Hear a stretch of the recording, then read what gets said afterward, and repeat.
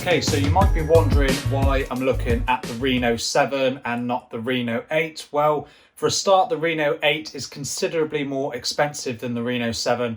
And the Reno 7 does still have some really good specs, a couple that it does seem to share with the Reno 8. So I'm here to see if the Oppo Reno 7 is still worth buying 4 months later. Okay, now right off the bat, there's three things that hit me immediately with the Oppo Reno 7. First of all, it's very light at just 175 grams. That also makes it feel relatively compact. Although it's got a 6.4-inch display, it feels smaller than what those numbers would tell you. It's also got that fiberglass leather back, which gives it a nice, unique look, and especially with that sunset orange color. But for those of you that prefer more subtle colors, the Oppo Reno 7 is also available in cosmic black. The phone is actually really nice to hold, and those flat sides do seem to make the phone feel more expensive than it actually is. On the right of the phone, you've got your power button, and on the left, you've got your volume buttons, which are kind of very iPhone-like. They're kind of elongated buttons. And above that, you've got your SIM tray. At the top, you've just got a single microphone, and then on the bottom, you've got your 3.5mm headphone jack, another microphone, your USB-C charging port, and your bottom firing speaker. Overall, the design of the phone is really nice. I do like this sort of fake leather back. It does make the phone feel really nice and possible to use without a case. Not me, because I'd just be paranoid that I'd drop it and scuff it. But if you're someone that likes to use a phone without a case, the Reno 7 is one that will give you plenty of grip on the back without using a case. As for the display, you get a 6.43-inch AMOLED display with a 90Hz refresh rate, with a maximum brightness of up to 800 nits on auto, so it should give you some pretty good outdoor visibility. Up in the top left-hand corner, you get a 32-megapixel Sony IMX709 selfie camera, which supports 1080p video at 30 frames per second. This is an RGBW sensor for increased light sensitivity, and you do get electronic image stabilization for your selfie videos as well. There is a slight chin at the bottom of the phone, and you do get an in-display fingerprint scanner, which is fast and responsive, and it is positioned low enough on the display for your thumb to naturally sit. As for performance, the Oppo Reno 7 comes with Qualcomm's Snapdragon 680 processor, which is sadly just a 4G processor, so you don't get 5G on the Oppo Reno 7. That may be a deal breaker for some people. For me, it's not too much of an issue. I don't get a lot of 5G coverage in my area.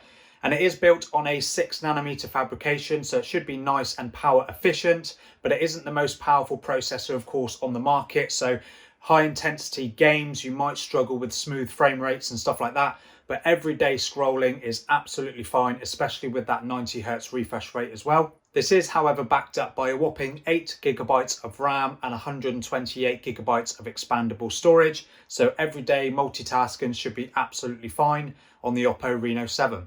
And the phone is also running the freshest Android 12 with Oppo's ColorOS version 12.1 on top. As for the battery, you get a large 4500 mAh battery, which is slightly smaller than the normal 5000 mAh batteries found in other budget devices.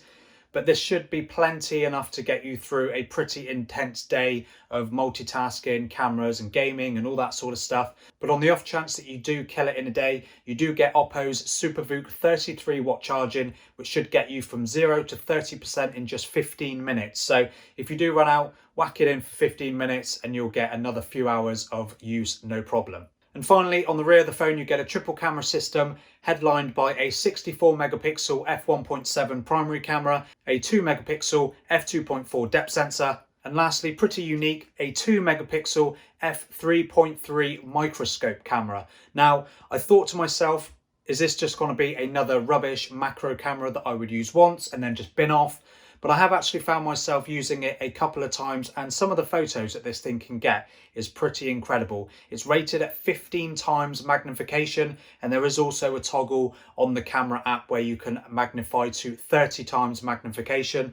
Now, of course, quality of the photos being just 2 megapixels isn't going to be great, but some of the photos that it has managed to get I think are pretty cool. And another feature alongside this microscope camera is an LED ring around the camera sensor, which will ensure that whatever you're shooting very close up is going to be nicely lit at all times to get the most quality out of that photo. And that's not all this ring light does. You can customize it for notifications, and you can change it so that it comes on when you're charging the phone at all times. Obviously, you have to have your phone face down for this to be worthwhile, but that's just a couple of little extras that it allows you to do.